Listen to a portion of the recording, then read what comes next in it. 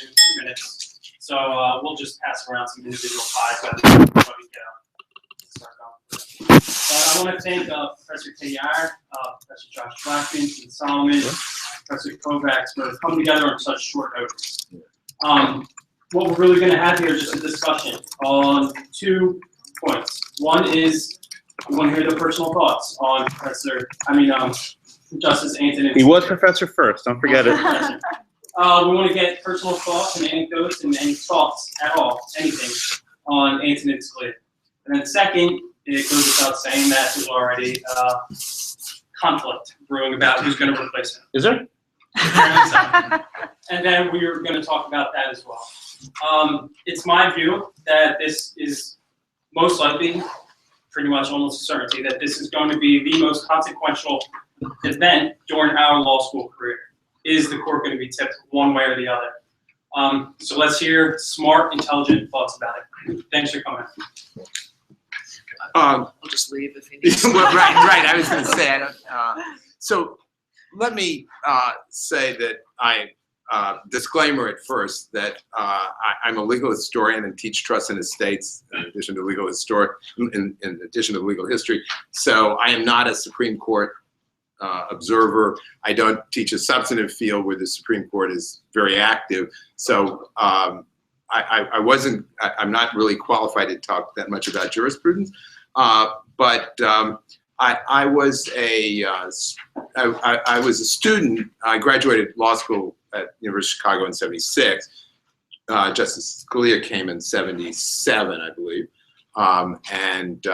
I returned to the law school in '79 as a Bigelow, as a legal writing fellow, and he was on the faculty. So I got to know him a little bit. He was, and what I'm going to say, I think all ties in to this persona of which is quite prominent in comments about his warmth and his genuine humanity as a colleague and as a friend. I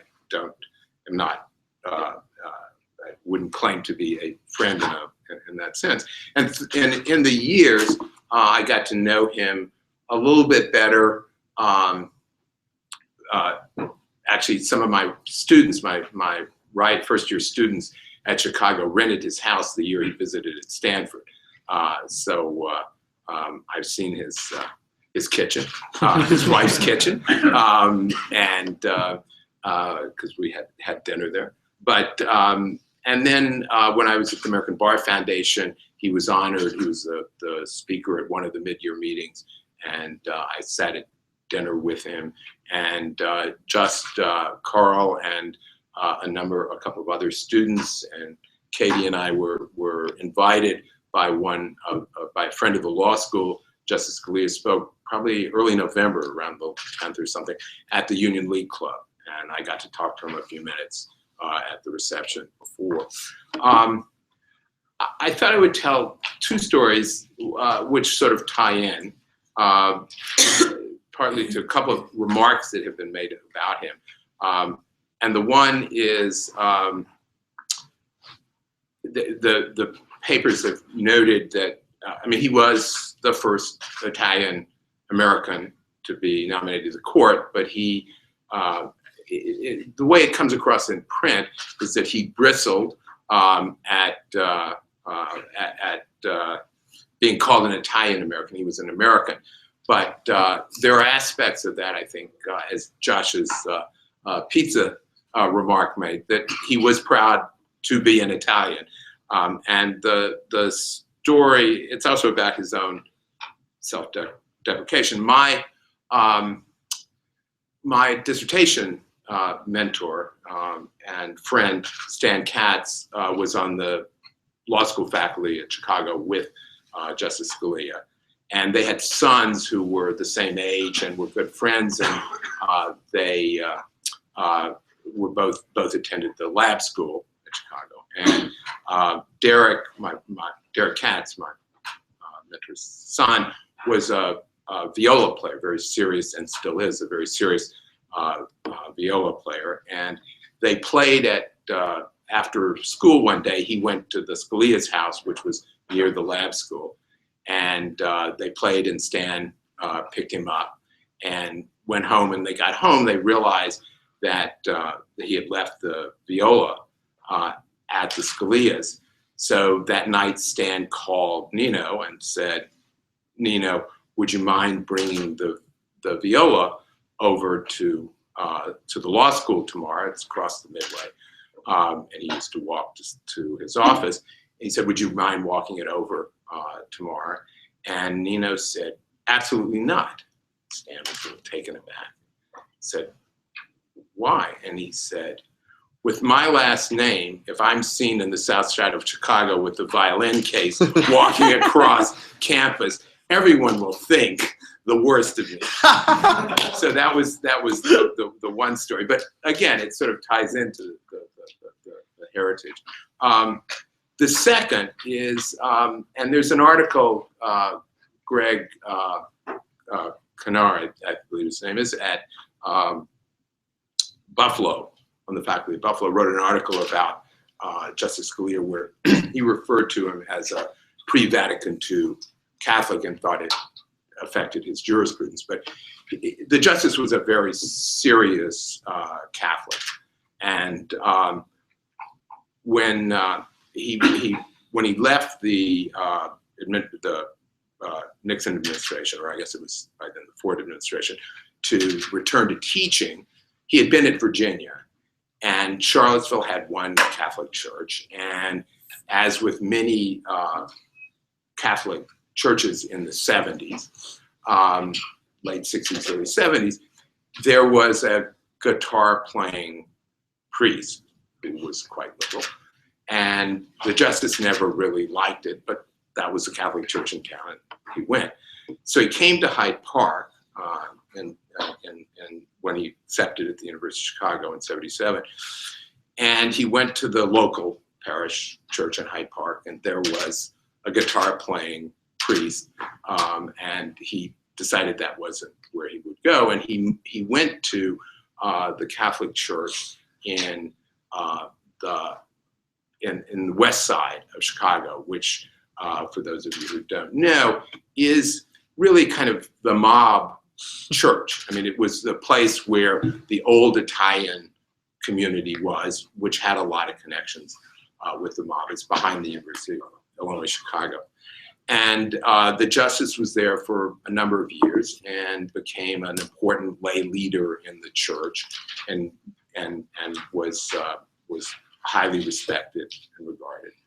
And when he was nominated for the DC Circuit, he goes to church one day, one Sunday, and the priest, as you know, the tradition of shaking hands with the priest upon leaving, and he's shaking hands with the priest, and the priest leads into him and says, "Nino, we have to talk.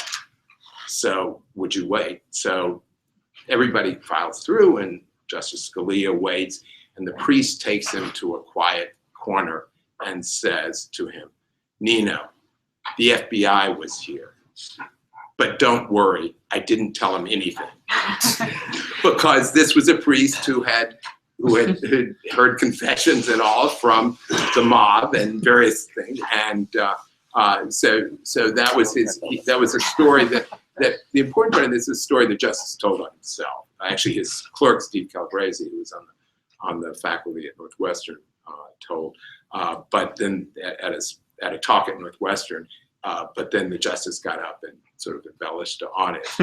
So it shows both his deep faith, but also his ability to laugh at himself, and I think comes across in contrast to, and I think a number of liberals, Cass Sunstein, Jeff Stone, Steve Carter from Yale, have written very affectionate and warm eulogies, which is in stark contrast to sort of the sort of judicial presence that Justice Scalia had. So I'll turn it over to.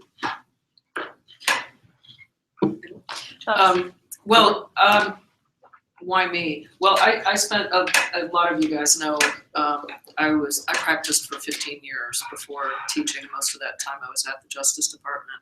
I never met Justice Scalia personally, but went to arguments a lot.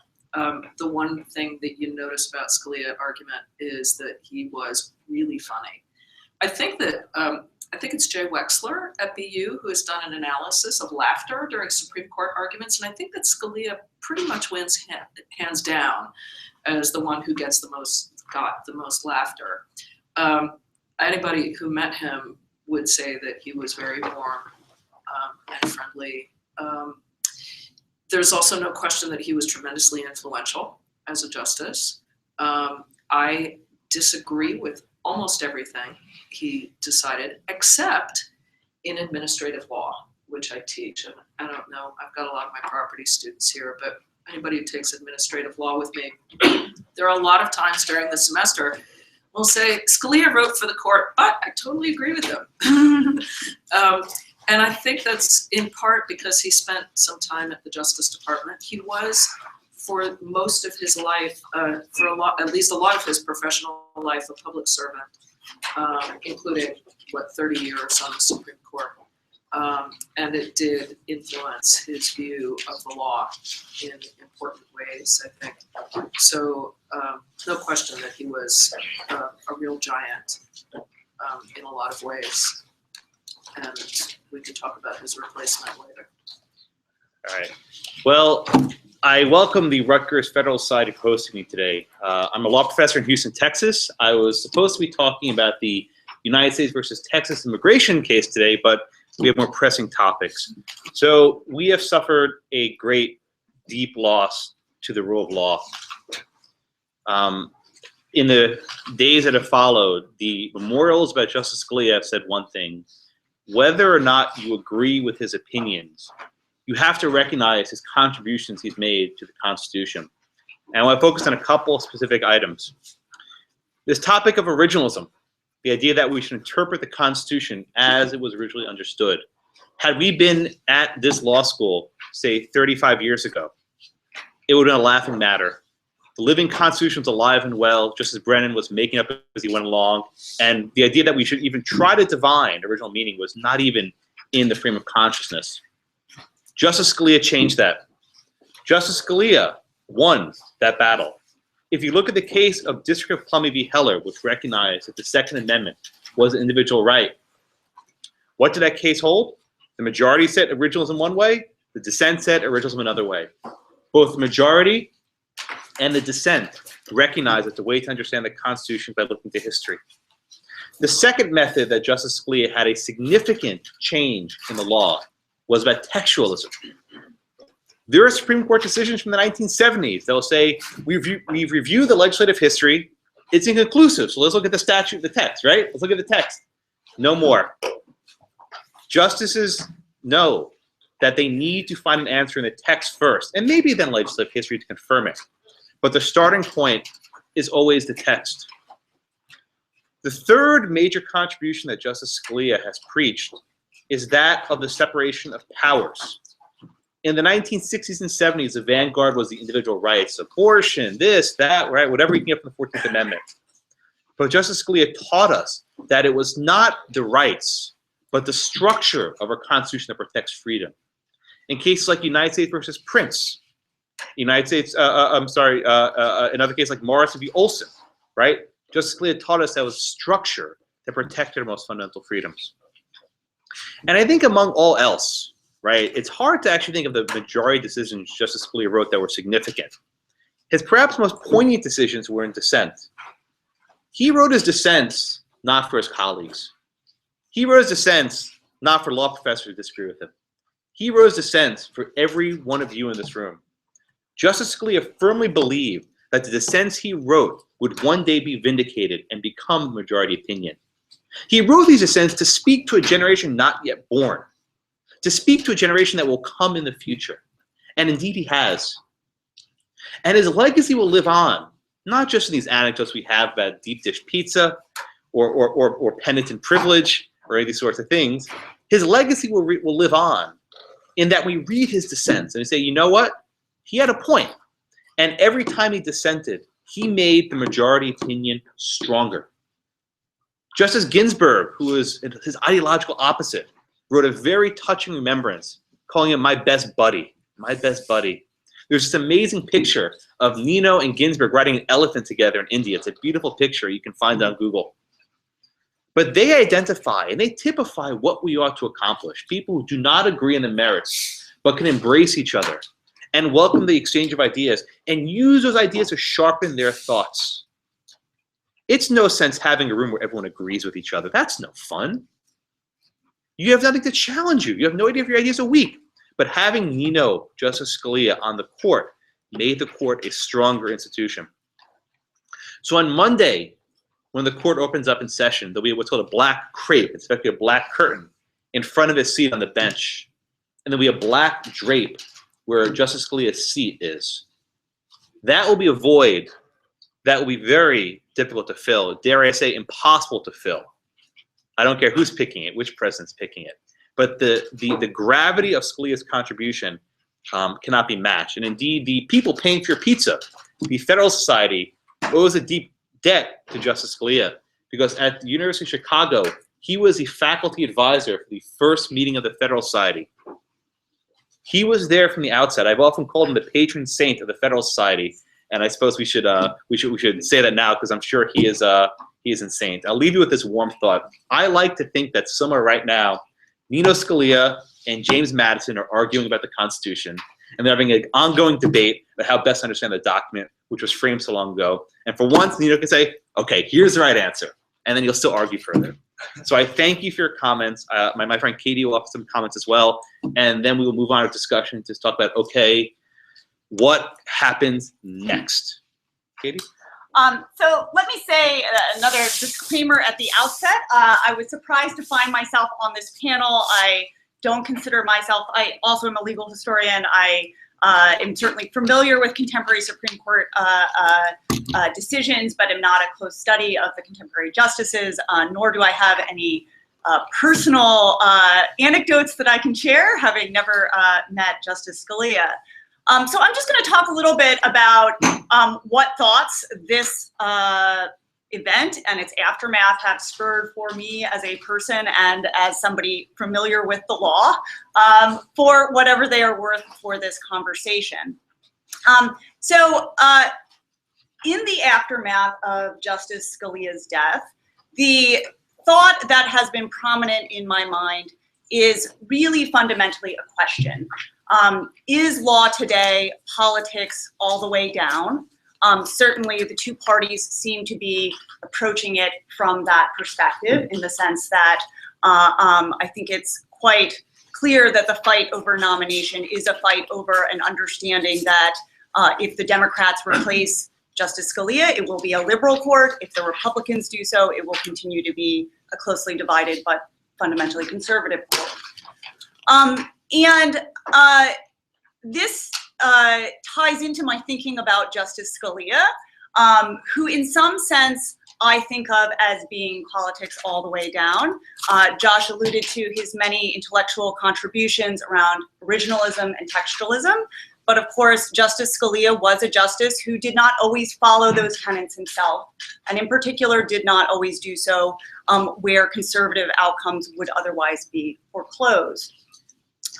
That being said, I do not think that the perspective that law is in fact politics all the way down is a useful one. In fact, I think it's quite a damaging one for those of us who care about the law as an institution. And so I wanted to share a counterpoint, which has always been, since I came across it, to me, it has given me, I should say, a different perspective on Justice Scalia. As some of you may know, my history, my background is in LGBT rights. It is an area near and dear to my heart. On that issue, Justice Scalia's published opinions are terrible. They are not only terrible from the perspective that I disagree with them on the law, they are terrible from the perspective that I think they disrespect and disregard the humanity of LGBT people. However, at some point in my legal research, I mentioned I'm a legal historian, I was looking at cert stage documents having to do with the ban on gays and lesbians in the military, which, as many of you may know, there is no such ban today, but there was for many, many years. One of the very few victories for a gay service member during this long era was in the Ninth Circuit, essentially an argument not on constitutional grounds, but on estoppel grounds. The Army knew I was gay when they readmitted me, and that now they're turning around and essentially destroying my life by discharging me after the fact. This came up to the court. This was, again, a win for the gay service member. And a number of the justices wanted to vacate and remand for the court below to reconsider this issue with the suggestion that in light of a recent case, they might wish to reverse.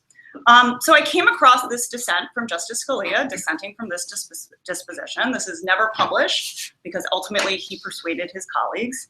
And I just want to read the first paragraph here.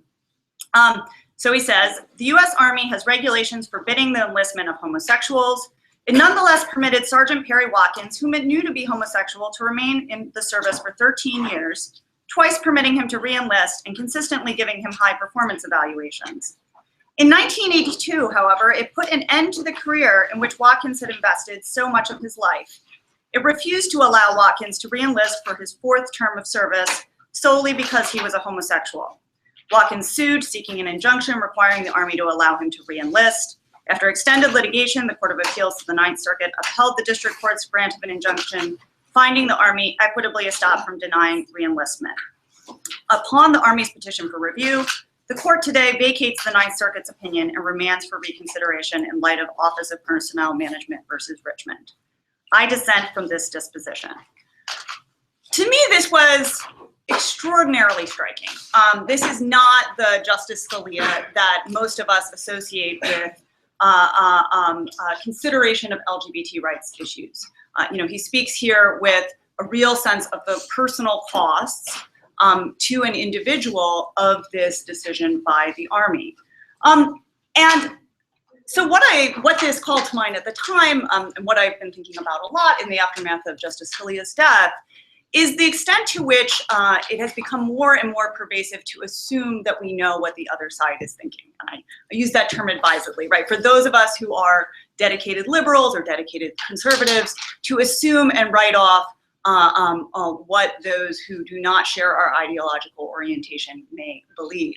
And that, I think, both in politics and in law, can only ultimately lead us to a very sad state of affairs. So I will leave off there, and we can perhaps move on to. One thing I would just point out to the students, I think the best thing to read along the lines of, if you want to kind of understand the justice's ideology, is the University of Chicago law review piece called "The Rule of Law as a Law of Rules." It's as law review articles go, it's relatively short, and it's as characteristically clear and understandable. And I think it really.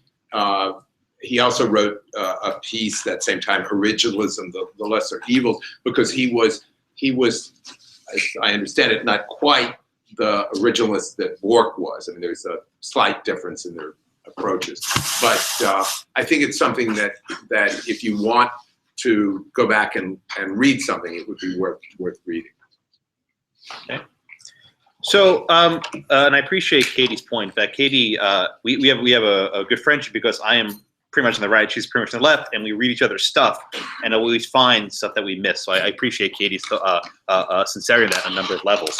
So what I'd like to do in our remaining time, and I welcome my colleagues to opine, is what happens next. And this is really a twofold question. The first aspect of the question is what happens to the current term of the Supreme Court.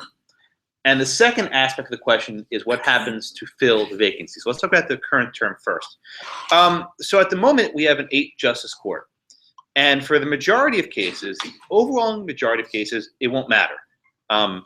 We always talk about the 5-4 decisions. These are actually a fairly small number, maybe less than 10 each year, okay? So in the event that the court ties a 4-4, the effect of that is what's called a summary affirmance. It effectively says, we are going to affirm the judgment of the lower court.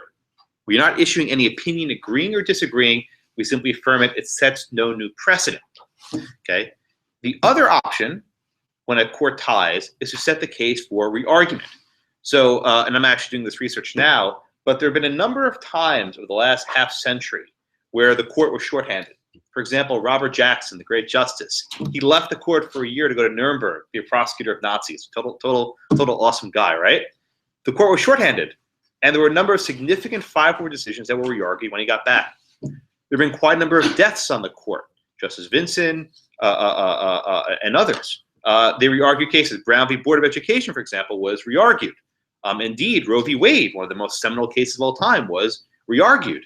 There was actually a brief period before Rehnquist and Powell were confirmed where there were 7 justices, and they re-argued a number of cases in that period too. So my sincere suspicion is that rather than issuing these bizarre 4-4 rulings, they will kick the cases over for re-argument, and I think that's a more reasonable approach. And with respect to 2 cases, both of which I filed briefs in, 4-4 affirmance doesn't get you very far. So the first is the Little Sisters of the Poor contraceptive mandate case. This is a question of whether an accommodation, which doesn't require religious organizations to pay for contraceptives, but requires their healthcare plans to distribute it, that violates RFRA. The reason why a 4-4 decision in that case would not work is we have a circuit split, right? Some circuits rule for the Little Sisters. Some circuits rule for the government, and then one circuit rule for the Little Sisters. A 4-4 affirmance would make no sense. So I think the best case scenario is kick it over till next year.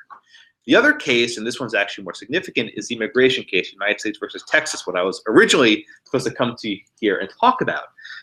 The current posture is the Fifth Circuit has affirmed an injunction barring the implementation of President Obama's executive action immigration. A 4-4 decision, I think, would keep that injunction in place. But beyond that, it's not clear what happens. But the more pressing event is the next presidential election. And I should note I filed briefs in this case. The best case scenario is we let the next election decide. By kicking this case till next year, a Republican president will rescind DAPA, or President Hillary Clinton or Bernie Sanders will continue to prosecute it.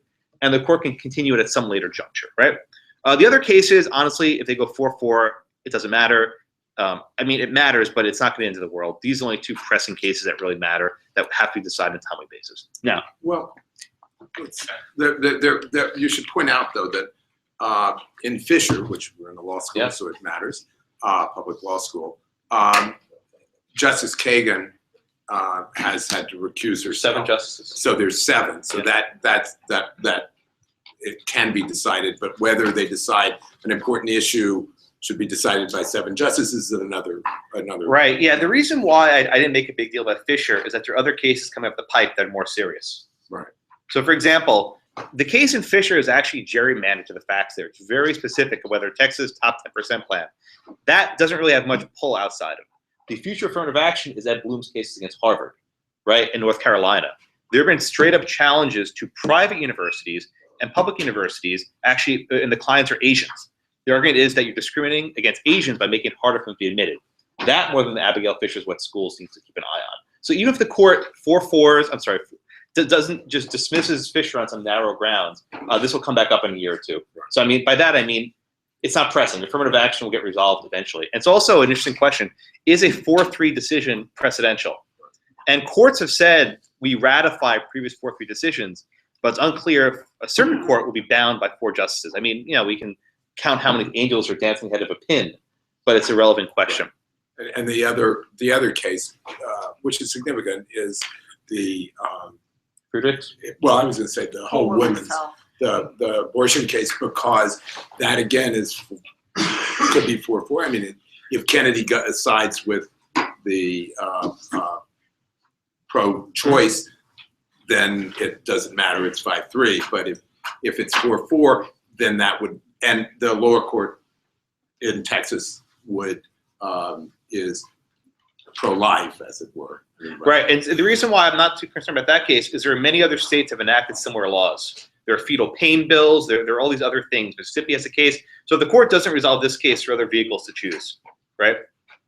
The court can take this at some other point, which is a very similar issue, and then they can, Planned Parenthood could challenge a Texas law again under this new precedent if it's in fact 4-4.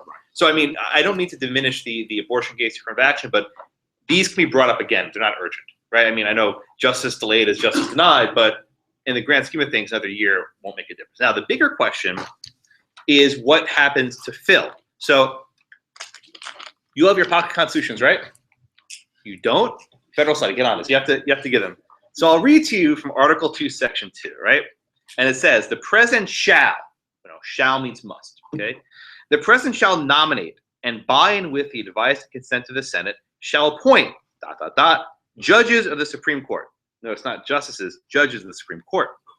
So in terms of the Constitution, we have two components, right? The president must nominate someone, and the Senate, with advice and consent, puts him forward. Now, there's a constitutional question that a lot of people have been discussing is the president obligated to appoint the justice, to nominate one? Absolutely, he shall. This is a duty. Does the Senate have to take any action? None. None. The Constitution is absolutely silent in this question. In fact, like most things, the Senate has no duty to. For example, the president shall faithfully execute the law. Is there any obligation for Congress to pass laws? No, they can, they can't, whatever. So constitutionally, right, the Senate has zero duty to take any action. Advice and consent can do whatever they want. If a majority of them say we only want to have a hearing, then that's what they can do. If a majority of the Senate say we won't, consider them, that's it. That's their advice. In fact, the clause is actually based on the Massachusetts Privy Council under the Constitution of 1780, which was drafted by John Adams. And under the Massachusetts Privy Council, very often the advice would be pick someone else. That was the advice. Pick someone else. This is actually the historical pedigree of the Take Care Clause. So that's the constitutional issue. But we will discuss the real issue is political. And the framers designed it that way. The framers of the Constitution vested Congress with a serious political power. They can block treaties. They can block justices. They can block all manner of executive decisions. And this is a serious political power. Now, with that being said, what happens going forward? Well, let me jump in there. I mean, I think there's also a real, whether or not they have this constitutional power, the question of whether they should exercise it in this particular way at this particular time, and what the implications are of the continuing gamesmanship on both sides around judicial nominations, I think is quite another question. I mean, I completely agree with you. If the Senate doesn't want to take up the nomination, the Senate has the constitutional authority to do so. But if we're talking about a year out, we're not going to give this a vote. I think you're just going to see a tit for tat from the Democrats when they're in control, and I think that's a deeply problematic dynamic. And there's also the possibility of a recess appointment, although the president has said that he would not. Yeah, I was freaking out on Justice Scalia on Saturday. I was freaking out because I immediately realized we were in recess. No, I immediately realized we're in recess. I started making some phone calls about this, and I got assurance real quick. But I mean, I was freaking out because under Noel Canning, between 3 and 10 days is that nether region. And if you will, if I may indulge, Justice Scalia, in one of his last great dissents in Noel Canning, said, Justice Breyer is ambiguous. What if the recess is between 3 and 10 days? What is that? And I was reading Scalia's words, and they were chilling, as if Scalia was warning us of how his replacement would be picked. But anyway, so I think Katie raised a fair point. And we've had this escalation now for some time. And I think we have to trace escalation back to 1987 with a man who was already mentioned named Robert Bork. Okay, funny story. President Reagan wanted to nominate both Nino Scalia and Robert Bork to the Supreme Court. Scalia got the call first. If Bork had gotten the call first and been confirmed in 86, Scalia will sail through in 87 when Powell stepped down. We'd have a much different world. We would not have Casey, right? We would not have had Lawrence. We would not have had any of those decisions. So the lesson you learn here is that nominations matter, and they're worth fighting for.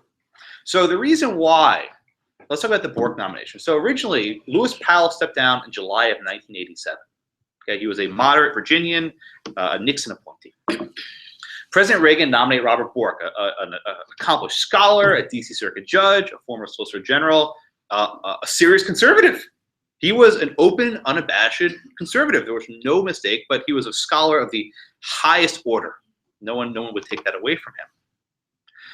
So in the first time ever, Senator Biden, who was chairing the Judiciary Committee, said, we will reject him based on ideology. That was a novel invention at the time. That had not been done.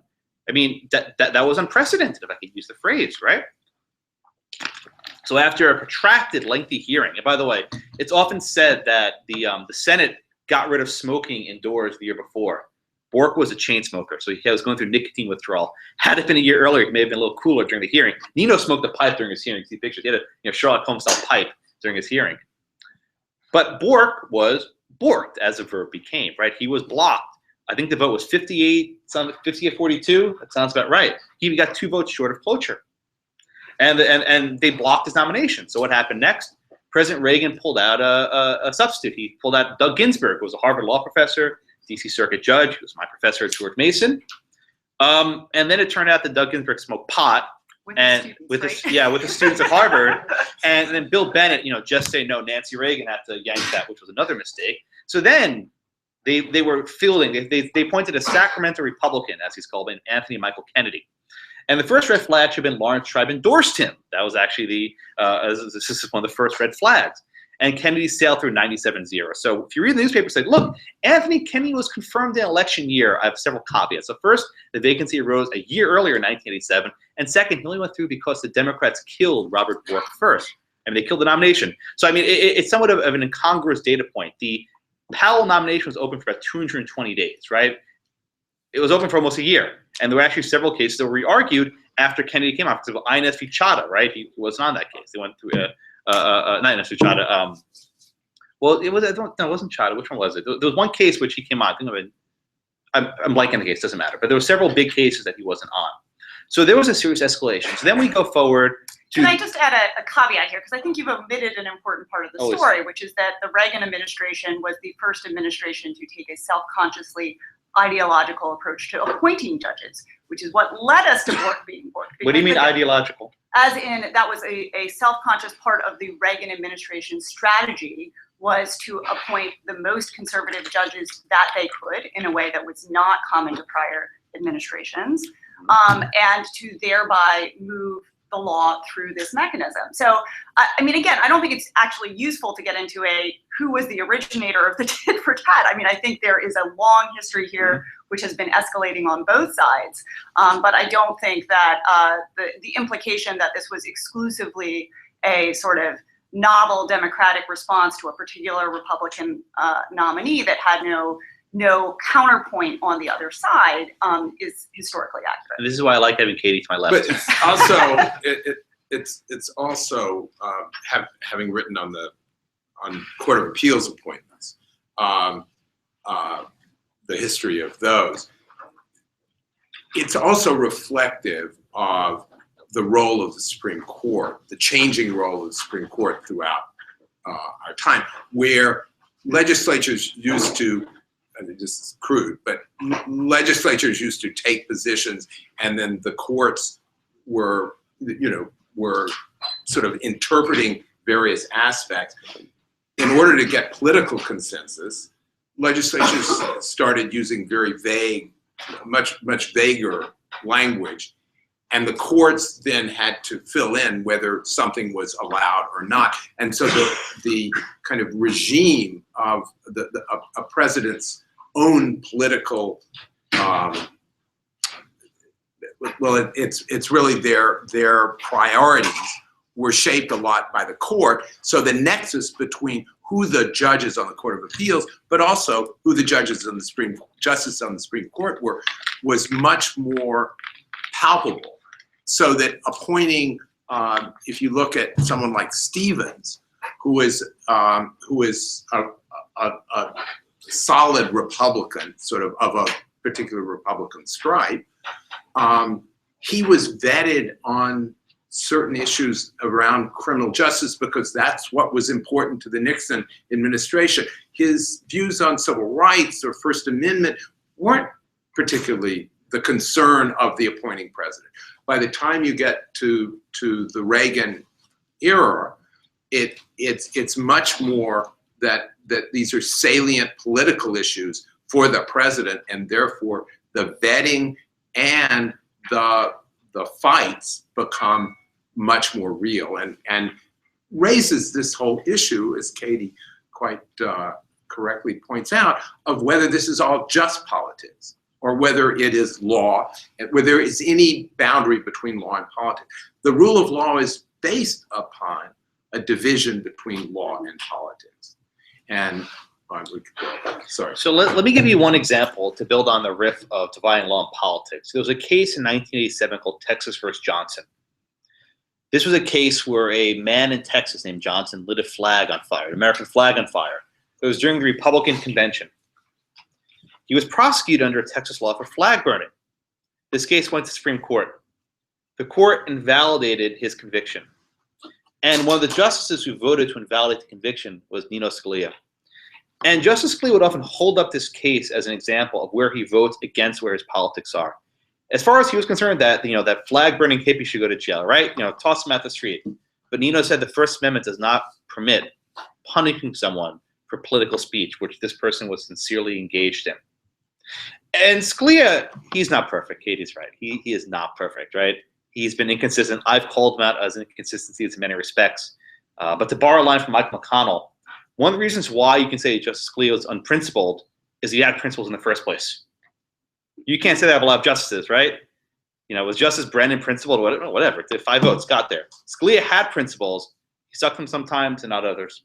Brown v. Board, for example, right? How do you reconcile Brown with originalism? And he said, no theory is perfect. He said, no theory is perfect, right? You do the best you can. You approach a job with good faith and open eyes. And more often than not, I think Nino Scalia can go to sleep at night and think that he did that and be proud of his jurisprudence. Should we leave some time for? Yeah, let's do Q&A. I think that's a good idea, Katie. I have just a question, and my knowledge of this is limited solely to the articles I read on CNN. But the timing of the nomination, because when Saturday when he died, the news was like, well, is Obama going to make the nomination, or are we going to wait until the next president's elected? Is the nomination going to be made then? And I really don't know anything about and then there were people going back and forth no, he has this nomination has. Obviously, the conservatives are saying no, this nomination can wait until the next president, which they hope is a Republican, is elected, or no, it has to be made now before the new president's elected. So I don't know. So let me field that one. So the short answer is it caught everyone by surprise. Usually in Washington, messaging is prepared very well in advance. It caught everyone by surprise. So a lot of people said, some people said, well, he shouldn't make a nomination. Other people said, well, he won't get a hearing. Other people said we won't vote for him, right? For all these different competing messages. I think you'll see this week the messages coalesce by the end of this week. But the short answer, as I said before, is he obviously has a constitutional duty to nominate, and the Senate has no duty to do anything on it. And constitutionally, that's all there is. And I think the practical question of whether that will hold through the election will depend in part on whether or not the powers that be read this as damaging to the Republicans in the upcoming election, right? I think if there start to be strong signals that this is being perceived as obstructionist and it's hurting the possibilities for the general election, maybe you'll see backtracking. And if you see that it's generating support, then I think you'll see the opposite. I think that's. There's no question that the president will make a nomination. It'll probably come within the next couple of months. But I think it'll be Monday. It could be quite quick. But even if it's somebody who's recently been vetted, like Loretta Lynch, I've seen a lot of them. She still needs to be re-vetted. Yeah. So if they could do it by Monday, that would be, I just don't, because even with her, there's going to be requests for documents from the Senate. And so they'll want to review that stuff before putting her name up. And maybe if they decide to go with Srinivasan, they can do it faster.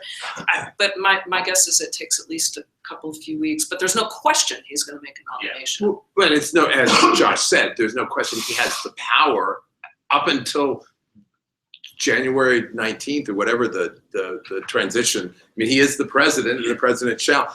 The question is whether it's a meaningless act.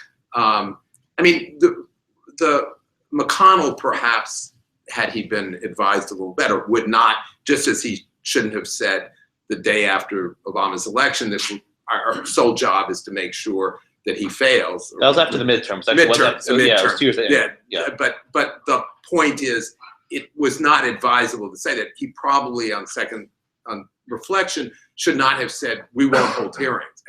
you don't announce your obstruction at your first move, Well, right? unless your priority is to get reelected by people who want to hear exactly No, that. it was a messaging problem. This in DC, very rarely things catch me by surprise. This was by surprise. There was I can speak from this. There was a poor messaging. Yeah, I mean, I also think there's no In this question. election, you know, when Trump is doing so well and no one expected him to do so well in the messages he's conveying, I feel like Professor Kovacs has a point, like the obstruction might actually like get more support than you anticipate. And I mean, It's it's really easy to call it obstruction, but it's also the Senate exercising a prerogative not to approve a candidate. I mean, you can. And there's no question that either whoever frame. he puts forward, I mean, there's 98% certainty that whoever he nominates is not going to be confirmed by this. But let me just pose one scenario. May not Here's be the likely. 2%. May not be likely, but here's a scenario. So the president chooses someone who's considered by all more moderate than other people that he could have chosen. All right. Sure. And in November, the Democrats win the presidency and the Senate. That's a doomsday scenario. And, well, from some people, depends on where you sit. Is where you stand is where you sit. But under that circumstances, would Mitch McConnell probably hold hearings very quickly? Yeah. And now the president could withdraw the nomination before that becomes. And then would the Democrats refuse? Oh, that's not the doomsday scenario I'm talking about. The doomsday scenario is this: a Republican wins the White House and the Democrats take the Senate. The president nominates Goodwin Liu or Pam Karlan in 17 days and they ram him through. That's a doomsday scenario. Because the Senate comes in earlier. Senate comes in under January 3rd. The president's inaugurated January 20th. Thought about that So one. you ram through Pam Karlan in 2 weeks. Like it. All right, let's take another question. Yes, ma'am. Oh, That's so good. I'm That's confused. The Senate doesn't confirm it. Can he still appoint it? absolutely Oh, absolutely. not. Okay. Well, wait a minute. Okay, are you saying appoint? Well, like, What- will that person still go through? No. No, the seat's Senate- empty. Senate confirmation. Yeah. Seat's okay. empty. I was confused. You said the Senate doesn't have to do it. They have to do nothing. They can let the seat go. They don't have to do anything, meaning but if they do nothing, then the result is nobody gets added to the It's mooted. For example, Elena Kagan was nominated to the DC Circuit in 1999. The Senate never took any action on her appointment, and it, poof. Our alum Steve Orlowski was We're talking a lot about how this will affect Republicans as a whole, Democrats as a whole. In a campaign where we have populists on both sides leading the packs or at least contesting, does this very wonky argument of who should be the next Supreme Court justice kind of change the narrative of the campaign, especially when we have candidates who say, the key thing that I'd ask is, are you going to overturn Citizens United? We as law students and law professors know Citizens United in the great scheme of things isn't really that big of a deal. How does this impact the election? And do you think, kind of like people said Paris was, this changes it to a very wonky establishment, experienced candidate election? I'm not sure that it does, partly because of some of the dynamics that, like Professor Kovacs was alluding to. I think it's not clear if this were a traditional nomination process, maybe, but there's theater here in a way that I think, might play as much to the populace as it does to the insiders. I don't know if others have other views. I think it could quite, I wouldn't say certainly, but I think it's likely to increase voter turnout. right. For one thing, especially depending on who the president nominates. If he does nominate, for example, Loretta Lynch, you're nominating the first African-American woman to the Supreme Court. Depending on how the Senate handles her nomination, you could mobilize a really big part of the populace. But even if it's something a little bit more low-key than that, there's so many things that the Supreme Court has decided lately that people feel so strongly about, gay marriage and, affirmative action and abortion and, and this is huge. This is a huge seat. Huge It's a huge seat. This is a major turning point in the Supreme Court. It matters, and it's going to matter to a lot of people who might otherwise have sat out the election. And to play that out, in sort of every election in my lifetime, the Supreme Court becomes an issue. People say, oh, well, if he's elected or he's elected, the Supreme Court will be tilted one way or the other or care. But it was an abstraction. and it didn't motivate. What Katie's absolutely right. But on the other side of that is not just how Loretta, but the NRA members who view their Second Amendment rights Right. as hanging in the balance. They're gonna Well, Right. It's get not motivated. clear which way this yeah, I cuts. mean, there's It and cuts both ways for so sure. that you may mobilize normally low participatory groups, low participation groups, I guess, to come out, and therefore it may well have a populist bent to it. Let's take for another question. Oh yes, from the back. I guess this is more of a comment, just going off the populist thing. I mean, it's sort of interesting to look at this and the populist, the whole idea that the people should have a say in who the next Supreme Court justice is, given that in the original text, the job to nominate and confirm those justices is given to two parts of the government that are fairly insulated from popular election. And certainly were at the time. The senators right. are directly elected now. We have an amendment for that. But under the original, when the Constitution was drafted, so I mean- I'm saying if you're going to look at it when the Constitution But yeah, I was mean- drafted, Fair enough, but we've had an amendment that, whether you agree with it or not, has repaired that. But that argument also has a funny, slippery slope kind of character to it, right? So the president, is it only the first 4 months of a president's election where we can say that people have spoken? Because pretty soon you get, well, there's going to be a midterm election here, and should we not confirm anybody until that's, I mean, the argument proves too much. Yeah, I mean, the president was elected in 2012, and he had 4 years to make appointments, and the Senate was elected in 2014, and they have 2 years to block them. So, I mean, the people have spoken. And That's where we are. that's where we are. I saw a hand in the back. Question somewhere. over there. Yes. Francis, going down. Yeah, you want to go? Do you suspect that Republicans will put up such a fight, given that there's another possibility for another, I guess, doomsday scenario? What I mean by that is, say Obama appoints a moderate, and he gets rejected, and then the Democrats win the Senate and the presidency. Then they could appoint the next Ruth Bader Ginsburg. You know what I mean? Will they take that chance? So respectfully, what's the difference between Stephen Breyer and Ruth Ginsburg? 1 or 2 cases a year? 3 cases a year? I mean, I say this as someone who's a Federalist member, but there's not much of a difference between a moderate and a liberal. Maybe a couple cases. So rather roll the dice between the election and maybe getting your own, rather than having Merrick Garland versus, Pam Carlin. I mean, maybe there'll be a couple of differences at the margins, but, So you think that? I think that's a calculus they made, right? They'll roll their dice the next election, and that at least they have a chance at something. Whereas Merrick Garland, Pam Carlin, maybe there'll be a couple of different margins. I like Pam. I think she's a brilliant jurist. I think she should have been confirmed to the Ninth Circuit. But between the two of them, But a lot of it's going to depend on what happens with the campaign. Does Trump get the nomination? Does Cruz get the nomination? Does Bloomberg come in? How is that going to cut? Does Hillary actually start overtaking the other guy? Does she get indicted? Sorry, I couldn't resist. Does Hillary Clinton get indicted? Does she By get the way, the reason why Loretta Lynch will not be the nominee is just 2 words: Benghazi email. The senators will demand she talk about Hillary Clinton's email. There is no chance in heck that she gets the nomination. None. Why would they put the person who has the inside information about Hillary Clinton's potential indictment in front of the Senate? She's like, no, I can't answer those questions. Okay, denied. I don't know. I mean, there were a couple of legal bloggers who said this. They don't know what they're talking about. But there's no way it's Loretta Lynch. None. And the other thing to keep in mind though about how the Senate's going to react is, again, the senators need to. There's what, 5 or 6 senators I think who are up for re-election this cycle, and their local elections matter a lot to them. Getting the presidency is one thing, staying in the Senate is another. And so how it's going to play locally for them is going to matter a lot. And there might be more, because doesn't Cruz or Rubio have to relinquish their Senate seat if they do get the nomination? Well, Rubio's not running for election. Cruz's seat would actually carry through. Assuming Cruz wins, he'd be senator until January 20th until January 20th when he becomes the oath of office. So Rubio, though, is giving up his seat. So I'll close this out because we only have a couple more minutes. Yeah. Starting with Professor Kovacs, we talked a lot about strategy and politics, and that's kind of why we wanted to have this. Because, we were just arguing a couple hours ago about all this stuff. It's fun to argue about.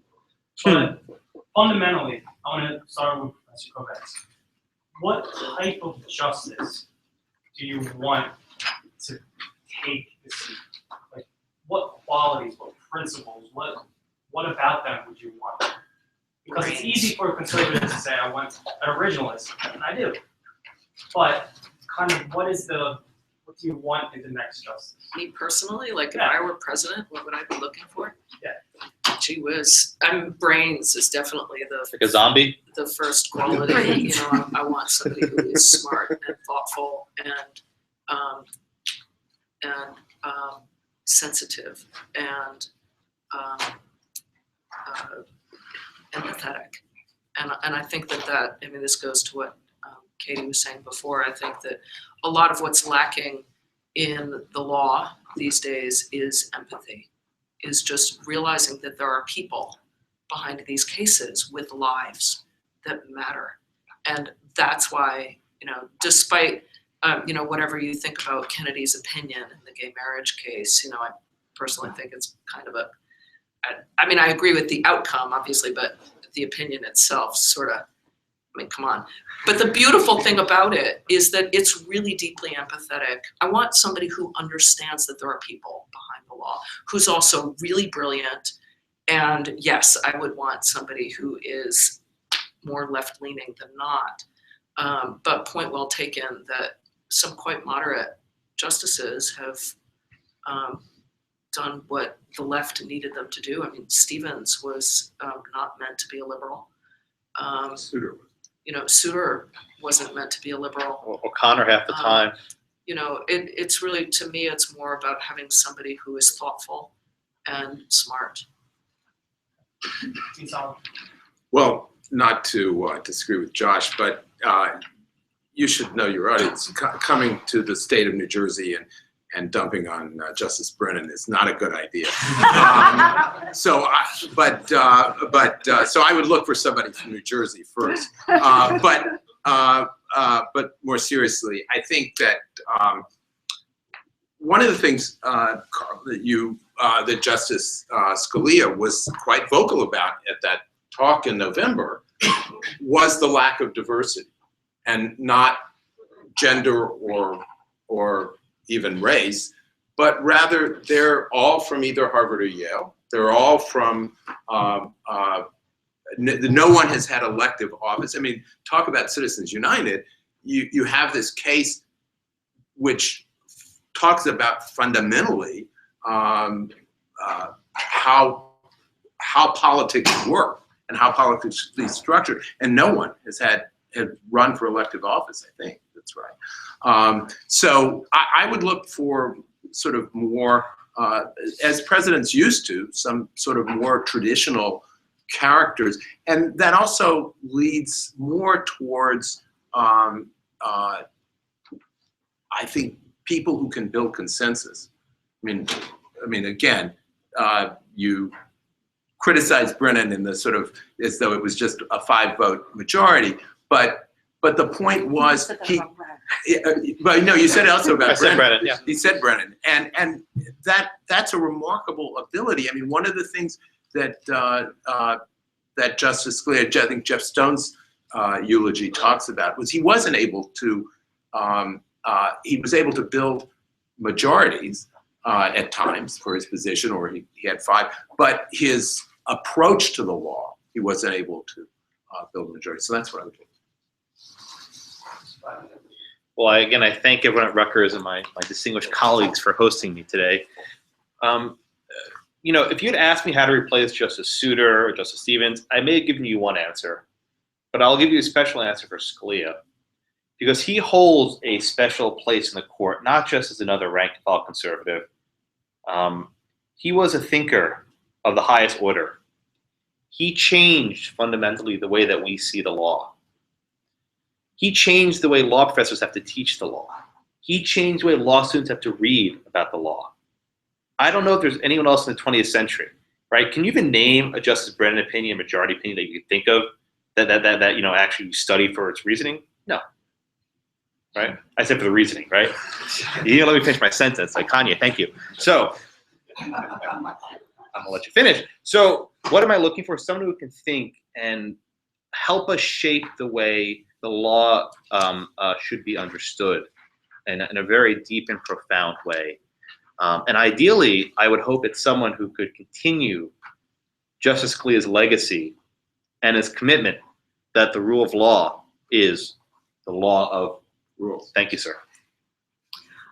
So I would say that my perspective is somewhat of a blend of all of these. I'm not sure I have that much original to contribute. I mean, I Not an original, Scalia. not an originalist. It's true. I mean, I happen to very much agree with Josh that I think that whoever replaces Scalia should be somebody who is a big intellectual thinker. I think that that's important for the court to have folks who are not simply deciding cases, but leading us in the law. I obviously have a different perspective on, probably where that intellectual force would lead. I also agree with Professor Kovacs very much that I think it is important to have justices who really deeply understand that there are real people behind the issues that come up to the court. And I agree with Dean Solomon that I think greater diversity, not along the categories that immediately spring to mind, although perhaps that as well, but along the dimension of what it is it that you have done in your professional life, right? Taking seriously that it is valuable to have practicing lawyers from, who may have been public defenders or who may have been politicians. I mean, I think there's an array of dimensions on which the current court is very thin on different perspectives. And I think that that actually ties into the ability to really have a full perspective on the important cases that come before it. So thank you so much. I mean, thank you. This was on late notice, and we really want to get your personal thoughts on everything. Now, just one little plug. On Monday, only in a couple days, we're going to have a debate in E112 on Christian 2 and affirmative action. We're going to have Ilya Shapiro, who's pretty much the head honcho over at the Cato, one of the head honchos at the Cato Institute, and our very own Professor Stacey Hawkins, who debated the same issue for Fisher 1 a few years ago. So come on out. We'll have free Chipotle, not this. No salmonella, though, right? No salmonella. It's Katie, always a treat.